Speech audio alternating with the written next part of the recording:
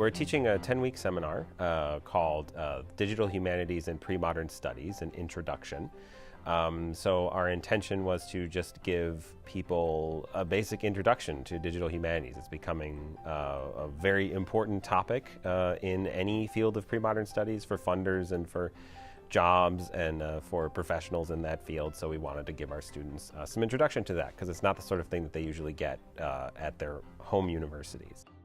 We always try to stress at the beginning of every class what we are learning right now, and in general digital tools and digital methods are not antithetic, they are not against more traditional research, and they're most of the times, like we are trying to do in class, really based on more traditional scholarship.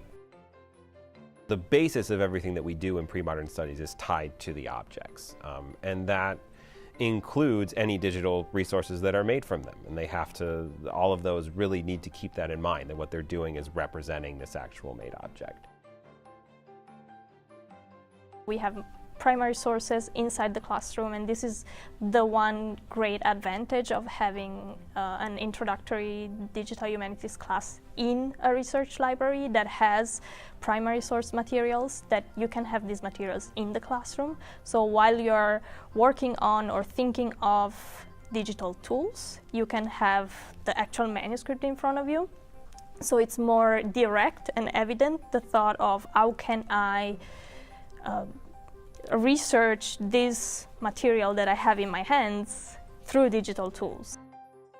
It's so much better to actually have the object in front of them. You know, they can see how fine the paper quality is. They can see how many images there are. They can see, you know, whether the text is messy or whether it's very clean. They can see how big an object is.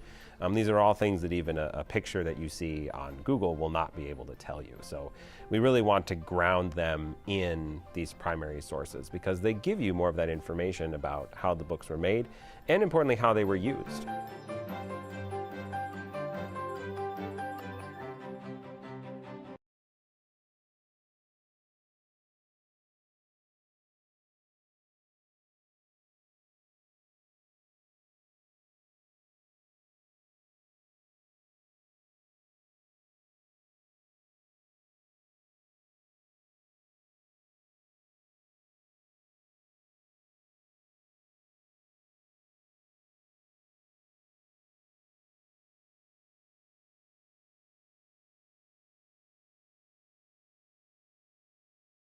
These are tools that can be used to answer particular questions. And that's what we want the students to think about. What kinds of questions can digital tools help you answer in a way that traditional ones can't?